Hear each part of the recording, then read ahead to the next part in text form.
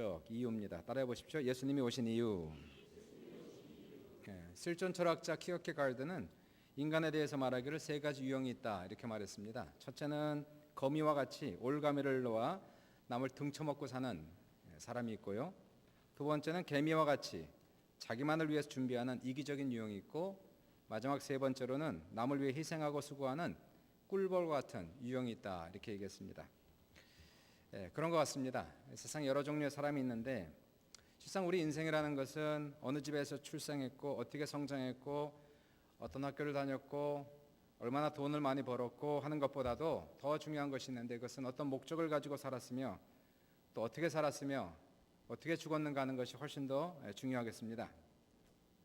오늘 본문에서도 마가복음 10장 35절로 45절까지 예수님께서는 우리의 인생을 어떻게 사는 것, 제대로 사는 것인가 하는 것을 우리에게 가르쳐주고 있습니다. 가르쳐줄 뿐만이 아니고 예수님은 과연 어떻게 사시다가 어떻게 죽으셨는가 하는 것을 세 가지 관점에서 한번 보도록 하겠습니다. 첫 번째는 자리보다 일이 중요합니다. 따라해 보십시오. 자리보다 일이 중요합니다. 예수님께서 12명의 제자들과 함께 길을 걸어가고 있었습니다. 이때 야고보와 요한이 예수님께 이런 부탁을 하죠. 주님의 영광 중에 우리를 하나는 주의 우편에 하나는 주님의 좌편에 앉게 하옵소서. 쉽게 얘기하면 주님 왕 되었을 때에 한 사람은 우의정이 되게 하시고 한 사람은 좌의정이 되게 해 주옵소서. 예수님이 하신 일을 보니까 이스라엘의 왕이 될 것 같은 거죠. 그러니까 미리 감투를 부탁하는 겁니다. 가장 높은 자리에 주님 옆에 앉게 하시옵소서. 그때 주님께서 하셨던 말씀이 너희가 구하는 것을 너희가 알지 못한도다. 너희가 나의 마시는 잔을 마시며 나의 받는 세례를 받을 수 있느냐. 예수님의 우편 좌편에 앉는 것보다 중요한 것은 과연 예수님 마시는 잔을 마실 수 있느냐, 이것을 물어보시고 있는 겁니다. 쉽게 얘기하면은 너희는 내가 하는 사역을 할 수 있느냐라는 사역을 지금 물어보고 있는 것입니다. 예수님 마셨던 잔은 무엇일까요? 그것은 인생의 모든 죄를 짊어지시고 십자가를 지고 그리고 죽는 그러한 사역이었습니다. 너는 과연 내가 마시는 잔을 마시며 그리고 내가 지고 가는 십자가를 지고 갈 수 있느냐, 남을 위해서 죽을 수 있느냐, 주님께서는 이것을 분명하게 짚어주고 있습니다. 우리 인생 속의 교회에서도 여러 가지 직분이 있죠. 저기 목사라는 타이틀이 있고 장로, 권사, 집사 여러 가지 타이틀이 있고 자리가 있지만은 그러한 자리가 중요한 것이 결코 아니라는 것이에요. 더 중요한 것은 주님 물어보는 것은 너는 과연 내가 마시는 잔을 마실 수 있겠느냐, 과연 이러한 사역을 할 수 있겠느냐, 남을 위해서 십자가를 지고 갈 수 있겠느냐, 이러한 사역과 일을 지금 물어보고 있는 겁니다. 한국 분들에게는 문화적으로 이 자리와 위치가 대단히 중요합니다. 그 이유는요, 외국에서는 사람들을 부를 때 이름을 불러요. 결코 그 사람의 직업을 따라 부르지 않습니다. 그렇죠? 이름 부르는 걸 가장 좋아하죠. 가장 친근하게 생각합니다. 중국도 그런 것 같고요. 세계 여러 곳을 가도 많은 경우에 이름을 부르지 직업을 따라 부르는 문화는 아마 한국 문화 외에 한두 개밖에 없지 않을까 그런 생각합니다. 저희 영어권 아이들은 지금도 저를 그냥 제이콥이라 부릅니다. 이름을 제이콥. 조금 더 발전하면 패스터 제이콥. 그것이 이제 최고의 호칭이 되겠는데요. 근데 한국 사람들은 결코 이름을 부르지 않습니다. 직업을 따라서 불러야 돼요. 그래서 목사님, 사모님, 사장님, 변호사님, 검사님, 그러다 보니까 아무래도 자리 다툼이 심할 수밖에 없고요. 뭔가 성공해야 되고 뭔가 타이틀을 가져야 되는 것이 한국 사회의 문화점이다 이렇게 볼 수 있습니다. 뭐 세상에서는 이런 것 충분히 이해가 되고요. 세상이니까 그런가 보다 하지만은 이러한 세상 관점과 가치관이 결코 교회 안에까지 들어오는 것은 우리가 허락해서는 아니 됩니다. 그럼에도 불구하고 오늘날 교회 안을 보면은 교회나 세상이나 별반 차이 없이 교회 안에서도 이러한 자리 다툼 그리고 이러한 세상 관점을 가지고 가는 많은 교계를 우리가 볼 수가 있게 됩니다. 어떤 교회들은 장로가 되기 위해서 엄청난 경쟁을 하고 그리고 정치하는 모습, 신앙인의 모습이 아니죠. 그게 교회뿐만이겠습니까? 교단을 가면 총회장이 되기 위해서 참 돈을 쓰고 정치하는 그러한 모습은 가관입니다. 저는 그러한 사람들 보면서 때로는 저런 목사님들은 교회 가서 뭘 가르칠까 이렇게 궁금하기도 해요. 참 큰 폐단입니다. 한국 문화적으로 이 교회에 가져오는 그런 폐단인데요. 이러한 폐단을 없애기 위해서 이 100주년 기념교회 목사님이신 이재철 목사님은 아예 교회 모든 직분을 다 없애버리셨어요. 장로, 권사 다 없애버리고 전부 다 형제님, 자매님으로 통합니다. 글쎄 목사님까지 이재철 형제님 그런지 모르겠지만 하여튼 이 평신도의 직분은 다 없앴다는 소식을 들었어요. 대단히 급진적 목사님이거든요. 이재철 목사님은. 저는 뭐 우리가 급진적이 아니기 때문에 저희 교회 결코 그럴 의향은 전혀 없습니다. 그랬다가는 교회 또 큰 문제가 일어날 것 같고, 그러나 분명히 우리가 알아야 되는 프린서플은 있다는 것이에요. 그 프린서플은 뭘까요? 일보다 자리에 관심이 더 많은 사람들이 있습니다. 이것은 세상의 가치관이고 잘못된 가치관이고, 이러한 가치관은 반드시 회개해야 될 문제고, 교회에서는 자리가 중요하고 위치가 중요한 것이 아니라 바로 사역이 중요한 것이고 일이 중요하다는 것이에요. 교회에서 목사라는 직분과 장로라는 직분은 대접받는 그런 직분이 아니라 그 자리는 일하는 자리고 섬기는 자리고 봉사하는 자리고 가장 먼저 죽는 자리가 바로 그러한 자리라는 것입니다. 한 7년 됐나요? 인터컵을 통해서 그 시리아 선교를 갔다 온 적이 있었습니다. 저희 교회 한 5명, 그리고 서부장로교하고 같이 갔다 왔는데, 서부장로에서 한 10명 정도 이상 그렇게 갔고요. 가서 첫날 이제 그 간사님의 지도와 그리고 훈련을 받고, 간사님도 평신도고요. 그리고 그 다음 날부터 3명 시작을 짓고 노방전도 가가오 전도를 그렇게 떠나게 됐어요. 그러면 그 소그룹 안에서는 그 간사님이 정해준 대로 리더가 되는 겁니다. 그 리더는 꼭 목사님이 아니라 집사님이 되기도 하고 권사님이 되기도 하고요. 그렇게 저는 목사를 할지라도 만약에 다른 집사님이 리더가 되면은 저는 더 이상 목사가 아닙니다. 그냥 따라가는, 그리고 순종해야 되는 그런 위치에 있다는 것인데요. 저게는 그러한 일들이 전혀 문제가 되지 않습니다. 그 자존심을 상하게 하거나 기분 나쁜 일이 결코 아닌 것이고요. 그러한 위치에서는 목사가 중요한 것이 아니고 집사가 중요한 것이 아니고 선교라는 사역이 중요한 것이고 영혼을 구원하는 일이 중요하시기 때문에 더 이상 거기에서는 목사도 없고 그리고 집사도 없고요. 오직 영혼을 구원하겠다는 구령 정신을 가지고 가야 되기 때문에 중요하다는 것이에요. 자리보다 일이 중요하다는 사실을 우리는 결코 잊어서는 안 됩니다. 그러므로 우리는 세상을 살아가면서도 특별히 교회 안에서 하나님 일을 하면서도 자리를 보지 말고 일을 보는 자세는, 사역을 보는 자세는 너무너무나 중요하다는 사실이에요. 그렇게 많은 사람들은 아니지만 때로는 소수의 사람들이 그렇습니다. 예를 들어서 음악가 곽상수 선생은 평생 교회 피아노 반주를 하며 봉사를 하셨다고 합니다. 너무 늙어서 기력이 쇠하고 더 이상 피아노를 칠 수 없게 되었을 때야 비로소 딸에게 반주 자리를 물려줬다는 것이에요. 일본의 재무부 장관이었던 사람은 교회 나오기 시작하면서 교회 가서 가장 천한 일 저에게 하나 맡겨주십시오 라고 요청을 했는데, 옛날에는 교회 들어갈 때 신발을 벗고 예배당 들어갔거든요. 그러니까 항상 그 신발 정리하는 것이 참 큰 일이었다고 그래요. 그래서 그 교회에서는 그분에게 신발 정리하는 일을 맡겼다는 겁니다. 이분이 나중에 재무부 장관이 되어서도 신발 정리가 자기의 사역이기 때문에 한 번도 교회를 빠진 적이 없었다는 것이에요. 자리가 중요한 것이 아니라 일이 중요하다는 것입니다. 우리가 너무나 잘 아는 것도 카터 대통령은 대통령 되기 전부터 주일학교 교사를 했다고 그러죠. 우리가 아는 주일학교 하면 어린이를 얘기하는데요. 외국은 주일학교가 당시 예배 이전에 1시간 동안 성인 주일학교가 있었어요. 그러니까 성인들 가르치는 주일학교입니다. 성인들 가르치는 주일학교 교사로 하던 이분이 대통령이 되고 나서도 멈추지 않았다는 것은 너무나 유명한 일합니다. 더 나아가서 미국의 백화점 왕이었던 워너메이커도 최신부 장관으로 4년 동안 일을 했는데요. 백악관에서 전화가 왔다는 거 아닙니까? 최신부 장관을 해주십시오. 그래서 백악관하고 얘기가, 나는 주일학교 교사라기 때문에 이거 못하면은 최신부 장관 못합니다. 그래서 백악관하고 합의를 해가지고 최신부 장관을 해도 주일날은 교회 가서 이 일을 할 수 있다라는 허락을 받고 나서 최신부 장관 4년을 지내면서 한 번도 교회를 빠진 적이 없고 주일학교 교사직을 결석한 적이 없다라는 것은 너무나 잘 알려져 있는 그러한 일화가 되겠습니다. 이분의 말이 자신의 주업은 하나님의 일이라는 것이에요. 최신부 장관은 4년 동안 하고 많은 부업에 불과한 것이고 결코 하나님의 일이라는 것은 우리가 평생토록 해야 되는 그러한 일이기 때문에 일을 한다라는 얘기는 너무나 중요한, 그리고 우리가 잘 아는 그러한 일화가 되겠습니다. 우리가 하나님 일을 할 때에 중요한 것은요, 세상은 직분을 보고 자리를 보고 갑니다. 우리는 그렇게 가면 결코 안 된다는 것이에요. 우리는 세상과는 틀린 관점과 가치관을 가지고 가야 되기 때문에 자리가 아니라 일을 보고 가고 사역을 보고 가고, 만약에 자리가 주어진다면은 그것은 죽는 자리입니다. 거기는 봉사하고 희생하고 섬기는 자리인 줄 알고 우리가 그러한 직분을 차지해야 된다는 것이에요. 두 번째입니다. 본문은 뭘 가르치고 있을까요? 큰 사람이 되는 것보다 작은 일에 충성하는 것이 더 중요합니다. 큰 사람 되는 것보다 작은 일에 충성하는 것이 더 중요합니다. 좀 길지만 한번 따라해 보십시오. 큰 사람이 되는 것보다 작은 일에 충성하는 것이 더 중요합니다. 예, 좀 길지만 자꾸 나이가 먹을수록 돌아서면 잊어먹거든요. 그래서 자꾸 이렇게 하면은 우리가 두뇌도 회전을 더 빨리 할 수가 있습니다. 예, 그렇습니다. 큰 사람이 되는 것보다 작은 일에 충성하는 것이 더 중요합니다. 예수님께서 제자들에게 이런 말씀하셨어요. 너희 중엔 그렇지 아니하니 너희 중에 누구든지 크고자 하는 자는 너희를 섬기는 자가 되고 너희 중에 누구든지 으뜸이 되고자 하는 자는 모든 사람의 종이 되어야 하리라.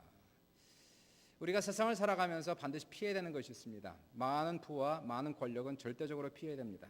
절대 권력은 절대 타락을 가져온다는 그런 말이 있다는 것이에요. 아무리 사람이 신앙이 좋고 선한 사람이다 할지라도 많은 돈과 많은 권력이 주어지면은 80~90%는 타락할 수밖에 없는 것이 인간의 본성이라는 것을 우리는 알아야 된다는 것이에요. 권력에 대한 탐욕, 권력이라는 것은 참 맛있는 것 같습니다. 그런가 봐요. 권력에 대한 탐욕은 원죄죠. 아담과 하와가 하나님의 자리를 넘보다가 결국은 타락하게 된 것은 바로 인간의 죄성이라는 것이고요. 이러한 원죄 본성을 우리는 반드시 부인하고 죽여야 된다는 사실이에요. 성경을 보시면은 재미있는 그런 원리가 있는데요. 구약을 보시면 하나님께서는 이러한 인간의 속성을 너무나 잘 아셨어요. 권력을 사랑하고 권력의 종이 되는 이러한 인간을 보시고 하셨던 것은 구약 시대에 이 권력이 한 사람에게 집중되게 하는 것을 방지하기 위해서 구약 시대에는 왕과 제사장의 직분을 분리시켜서 결코 겸직을 하지 못하게 했습니다. 겸직하면 타락하기 때문에 그랬다는 것이에요. 근데 우리가 성경을 보시면은 이 성경에 신구약 중간사가 있습니다.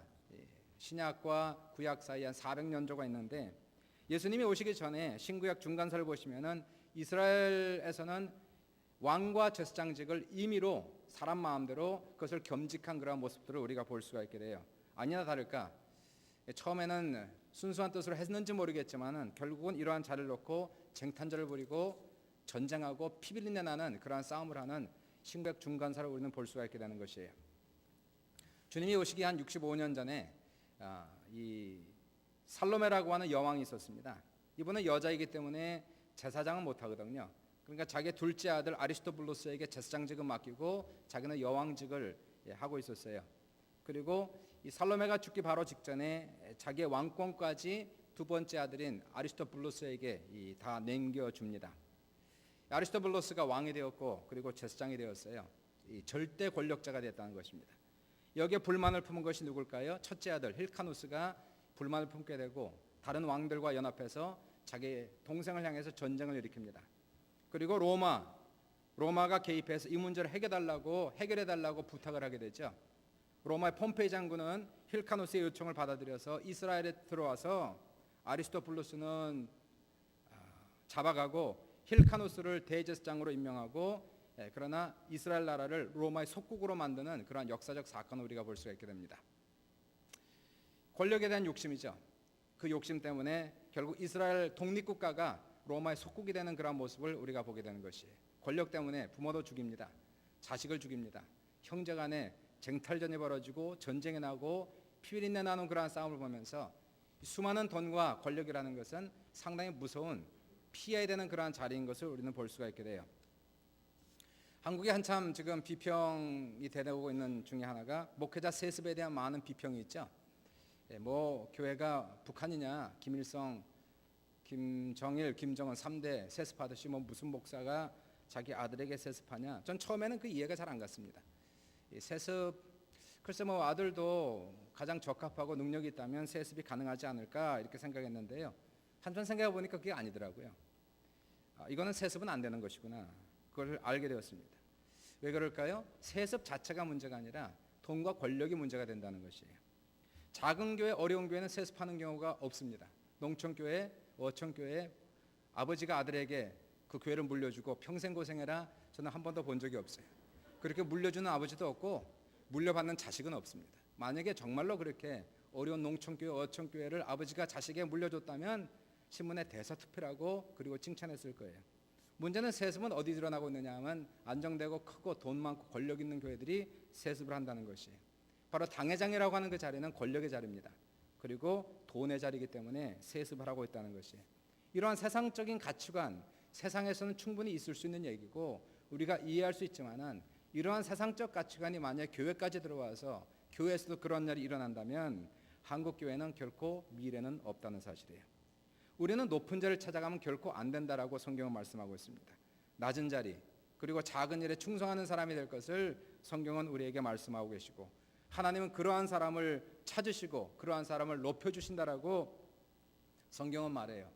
높은 것들, 큰 것들은 충성한 사람 많아요. 힘쓰고 애쓰는 사람 엄청나게 많이 있습니다. 수천 수만의 사람들이 큰 일과 위대한 일과 명성이 나는 일들은 다 찾아갑니다. 거긴 넓은 길이에요. 그러나 작은 것, 별 볼 일 없는 것, 이름이 나지 않는 것, 그러한 것은 아무도 가려고 하지 않는 것이에요. 그러나 그 일이 하나님의 일이라면, 그것이 하나님께 하시는 일이라면은 작은 일을 마다하지 아니하고 작다 하지 아니하고 그것을 마치 하나님께 하듯 평생 생명 다해 하는 그 사람을 하나님께서 주목하여 보신다는 것을 우리는 결코 잊어서는 안 된다는 사실이에요. 그러나 그러한 사람이 많지 않다는 것을 성경은 지금 얘기를 하고 있는 것입니다. 우리는 다윗에게서 이러한 모습을 분명히 볼 수가 있게 됩니다. 이새라는 사람에게는 아들이 8명이 있었는데 어느 날 사무엘 선지자에게 하나님께서 이 말씀하시죠. 너는 베들레헴 사람 이새에게로 가서 그 아들 중에 한 사람에게 기름을 부어 왕을 삼으라. 사무엘 선지자가 기름병을 들고 이새의 집으로 갑니다. 그리고 그 아들 중에 한 사람에게 기름을 부어 왕으로 삼기 위해서 한 사람씩 지나가게 하는데요. 8명의 아들 중에서 7명 있었고 막내 아들 다윗은 양을 치고 있었어요. 누군가 양을 쳐야 되니까 다 올 수 없잖아요. 그러니까 다윗은 양을 치고 나머지 7 형들만 지금 이 좋은 자리, 유명한 자리, 왕이 될 수 있는 자리에 있었던 것이에요. 사무엘 앞에 첫 번째 아들 엘리압이 지나갑니다. 두 번째 아들이 또 지나갑니다. 세 번째 아들이 계속 지나갑니다. 하나님께서 그때마다 아니라는 것이에요. 이 사람 아니다. 이 사람 아니다. 7명이 다 지나갔는데 왕이 없다는 것이에요. 분명히 하나님께서 이 세 아들 중에 한 사람이 왕이 된다고 했는데 어찌하여 하나님 7명이 다 아니라고 하십니까?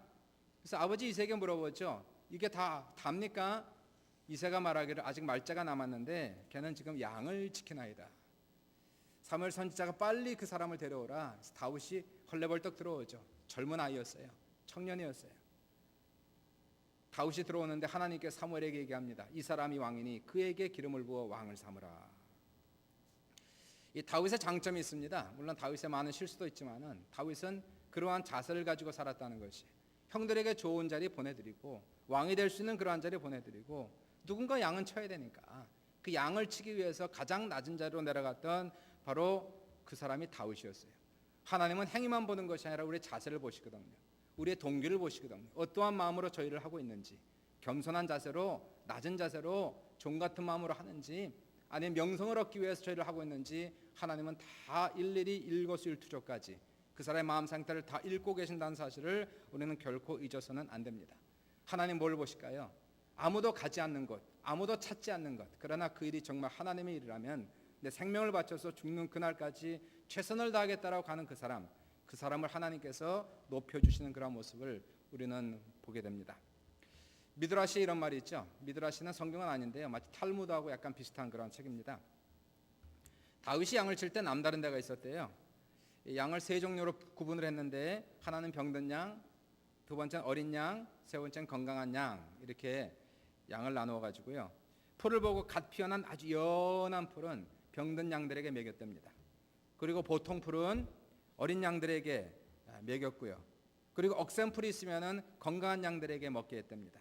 이런 모습을 보시고 하나님께서 말씀하시기를, 다윗아, 네가 네 아버지 양을 그렇게 잘 기르는 것을 보니까 너에게 내 양 이스라엘 백성을 맡기면 잘 돌볼 것 같구나. 내가 왕이 되거라 라고 말씀했다는 사실이에요. 우리는 이러한 자세를 반드시 기억해야 되는 것이죠. 사람들은 다 높은 자리를 가고자 합니다. 큰 것, 명성 있는 것. 그러나 우리는 거기 갈 곳이 안 됩니다. 우리는 낮은 곳을 가야 되는 것이에요. 그곳을 가서 우리가 하나님이 시킨 일이라면 생명 다하여 그 길을 충성되어야 하는 이러한 귀한 모든 성도들 다 될 수 있기를 주님의 이름으로 축원합니다. 마지막 세 번째로 성김을 받는 것보다 섬기는 것이 더 중요합니다. 따라해 보십시오. 섬김을 받는 것보다 섬기는 것이 더 중요합니다. 야고보와 요한이 예수님이 왕이 되시면 하나는 좌편에 하나 우편에 앉게 하소서, 하나는 좌의정이 되게 하시고 하나는 우의정이 되게 하시옵소서 요청하니까 예수님께서 여러 말씀을 하신 다음에 결론적으로 10장 45절에 아주 중요한 말씀을 하셨죠. 인자가 온 것은 섬김을 받으려 함이 아니라 도리어 섬기려 하고 자기 목숨을 많은 사람의 대속물로 주려 함이니라. 예수님이 오신 목적과 이유를 얘기하고 있는 겁니다. 하나님의 아들 예수 그리스도가 이 세상에 오신 것은 대접받고 섬김받기 위해서 온 것이 아니라 도리어 섬기려 하고 자기 목숨을 많은 사람의 대속물로 주려 하기 위하여 이 세상에 왔다는 것이. 영국 왕 조지 6세가 이런 얘기를 했답니다. 내가 사람을 쓸 때에 그 사람의 사람됨을 알 수 있는 가장 좋은 방법은 그 사람의 현재와 지난 생애에서 얼마나 남에게 봉사하였는가, 얼마나 헌신하였는가를 보면 된다. 우리 이력서를 쓰지 않습니까? 이력서에 뭐를 많이 씁니까? 먼저 학력을 쓰죠. 어느 대학을 나왔습니다. 무슨 디그리를 받았습니다. 그리고는 경력을 쓰죠. 이런 일을 했습니다. 저런 일을 했습니다. 하나님 앞에 만약에 이력서를 쓰면 뭘 쓸까요?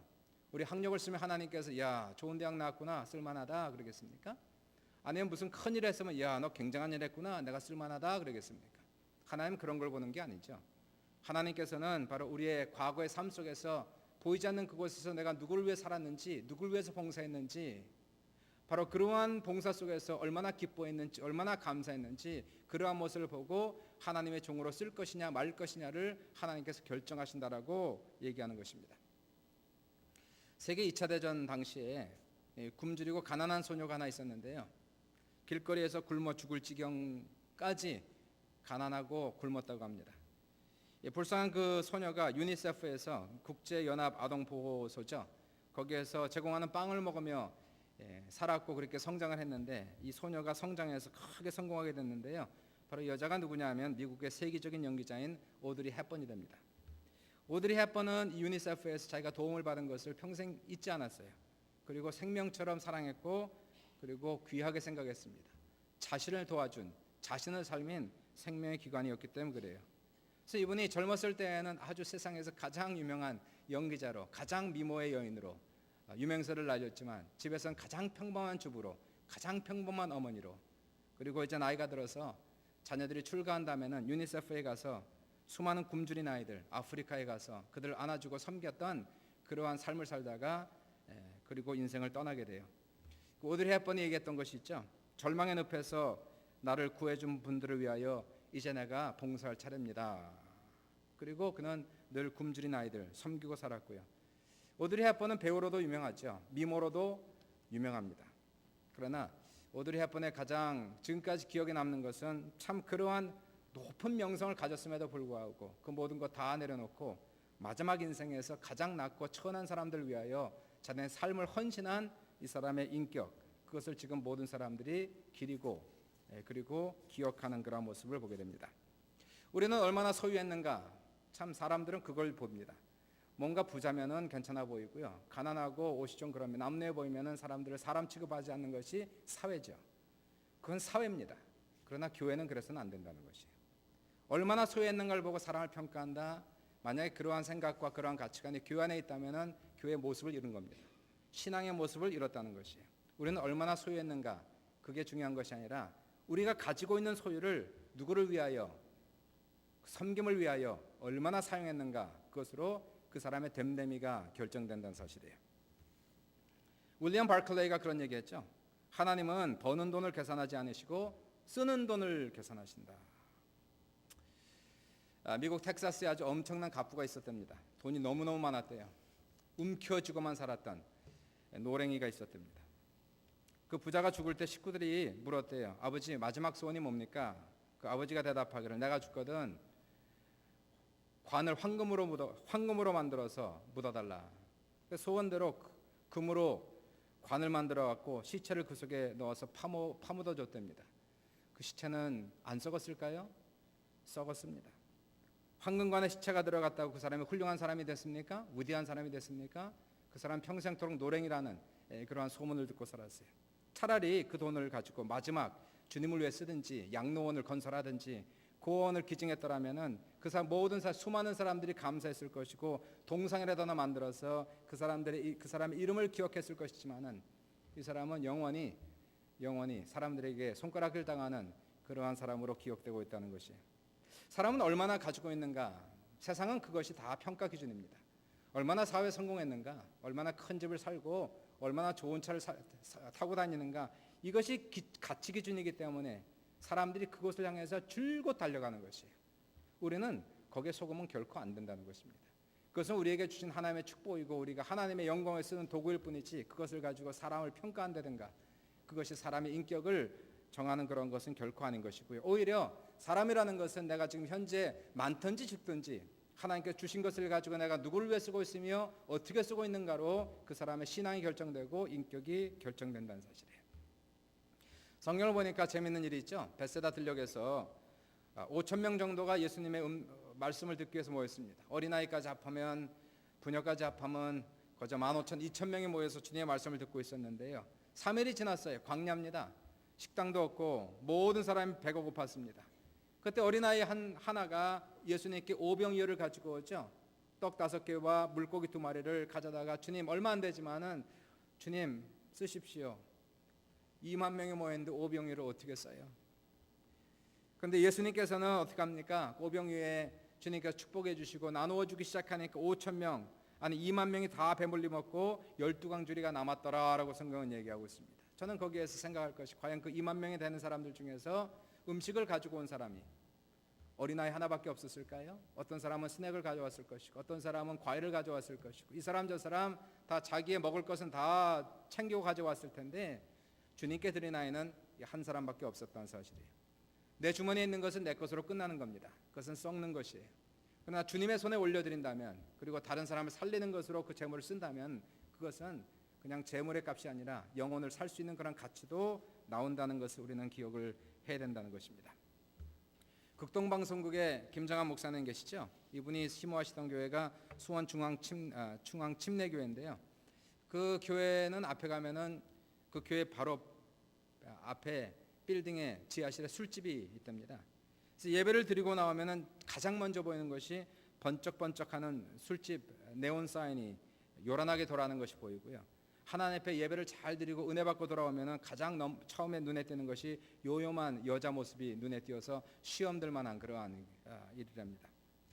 어떤 할머니 한 분이 세상을 떠나가시면서 그리고 목사님께서 마지막 임종 예배로 찾아오셨을 때에 그때 이 할머니께서 자기가 쥐고 있었던 돈을 목사님께 이렇게 전달을 하면서 했던 얘기가 목사님 500만 원입니다. 작은 돈인데요. 제가 평생 소원이 하나가 있었습니다. 우리 교회는 다 좋은데 우리 교회 앞에 술집이 하나가 있어서 예배 드리고 나올 때마다 이거 참 은혜가 안 되고 덕이 안 되고 마음이 안 좋아서 자식들이 주는 돈 한 푼 두 푼 모아가지고 쓰지 않고 먹지도 않고 입지도 않고 모아서 500만 원이 됐는데 저 건물 사서 하나님께 드리고 싶었는데 저 건물 사지 못하고 그리고 하나님께 먼저 갑니다. 목사님 얼마 안 되지만 이 돈으로 건물 사는데 쓰십시오. 그래서 500만 원을 주더라는 것이에요. 그리고는 돌아가셨어요. 500만 원을 가지고 어떻게 물건을 사겠으며 아무것도 못 삽니다. 정말로 아무것도 아닌 500만 원. 그러나 목사님은 이 돈에 너무나 감격을 했어요. 그리고 기도했어요. 그리고 당회를 열고 이 얘기를 하고 성도들에게 이 얘기를 하고 그리고는 온 성도들의 마음이 감동이 돼서 저 술집 건물을 사서 하나님의 건물로 만들어야 된다는 운동을 일으켜가지고 결국은 성도들이 십시일반 헌금해서 그 건물을 샀다는 것이에요. 이것이 바로 하나님의 일이라는 것입니다. 작은 일을 쓰시는 바로 그런 하나님을 우리는 볼 수가 있게 되는 것입니다. 예수님 그렇게 존경을 받고 경배를 받는 이유는 뭘까요? 하나님의 아들이기 때문에 물론 그렇죠. 그분은 하나님이시니까 당연히 경배를 받으시고 존경을 받으셔야 마땅하신 분이십니다. 그러나 그분이 하나님의 아들이기 때문에 경배를 받는 것도 있지만은 그러나 수많은 사람들, 불신자들까지도 예수님을 가장 존경하는 그 이유는 무엇일까요? 그것은 예수님은 본체가 하나님이시지만은 그 자리를 버리셨다는 것입니다. 그 위치를 고집하지 않으셨다는 것이에요. 그리고는 가장 낮은 자리, 종의 위치로 내려오셨다는 것이고요. 그리고 가장 섬기는 자로 내려오셨다는 것입니다. 이 세상에 신이 많습니다. 인도를 가보니까 너무나 많은 신들이 있어요. 그러나 그 엄청나게 많은 신들 중에서 자기를 경배하는 자들을 위하여 자신을 경배하는 자들을 위해서 이 세상의 종으로 내려온 신은 찾아볼 수가 없는 겁니다. 한 걸음 더 나아가서 자신을 경배하는 자들을 위하여 십자가에 죽은 그러한 신은 없습니다. 바로 예수님은 하신 거예요. 그래서 우리는 예수님은 하나님의 아들이기 때문에도 우리가 존경하지만 그분의 살았던 삶, 그 높은 보좌를 버리시고 인간의 모습으로 오시고 종의 형체를 띠시고 죄인의 모습처럼 강도 사이에 돌아가시고 우리의 죄를 짊어지시고 돌아가신 그 예수님께서 오늘 하시는 말씀이 이 말씀 아닙니까? 인자가 온 것은 섬김을 받으려 함이 아니라 도리어 섬기려 하고 자기 목숨을 많은 사람의 대속물로 주려 함이니라. 그분은 작은 일을 작다고 하지 않으셨습니다. 그분은 소자를 소자라고 하지 않으셨습니다. 오히려 소외되고 가난하고 병든 자를 찾으시고 구원하시고 치료하신 것을 그분의 사명으로 하셨고 그분의 사역이 되셨어요. 그분은 자신의 육체를 사람의 떡으로 주시고 자신의 피를 사람의 음료로 주시기 위해서 돌아가셨어요. 우리는 하나님이 계신 것을 믿고 천국에 있는 것을 분명히 믿는 사람들이죠. 그러므로 이 세상 성공이 다가 아니라는 것입니다. 천국의 상급을 쌓아두고 가는 귀한 성도들 다 되시기를 주님의 이름으로 축원드리고요. 우리 신앙인들과 교회는 반드시 틀려야 됩니다. 같을 수가 없어요. 같으면은 우리는 소금의 맛을 잃어버리고 빛을 잃어버린 사람에게 밟히는 그러한 사람이 됩니다. 교회는 세상의 단체와는 같을 수가 없는 겁니다. 틀려야만 되는 것이고요. 성도는 세상 사람과 같이 살아갈 수가 없는 것이에요. 우리는 자리에 연연하면 안 됩니다. 하나님의 일을 하면 그 일이 무엇이든지 주님이 맡기신 일이라면 작다고 하지 아니하고 생명 다하여 그 일을 찾아갈 수 있는 충성할 수 있는 우리 모두가 되시길 주님의 이름으로 축원드리고요. 섬김을 위해서 가는 것이 아니라 대접받기 위해서 가는 것이 아니라 오히려 섬기고 희생하기 위해 살아갈 수 있는 그러한 삶을 살아간다면 우리 개개인적으로도 소망이 있고 교회가 소망이 있고 내일이 있고 교회에 소망이 있으며 하나님 나라가 우뚝 건설되는 놀라운 역사가 바로 나타나길 주님의 이름으로 축원합니다. 오늘도 우리의 삶 속에서 우리의 자세를 회개해야 되겠죠. 잘못된 자세, 잘못된 가치관이 있다면 이 시간에 예수 이름으로 철폐시켜야 됩니다. 우리 안에 있는 욕심들 그리고 명예욕들 우리 안에 찾아올 때 예수 이름으로 이것을 부인하고 십자가를 지고 주님과 함께 그 길을 갈 수 있는 그런 우리 모든 성도들 다 될 수 있기를 다시 한번 주님의 이름으로 축원합니다. 이제 잠시 우리 기도하겠습니다.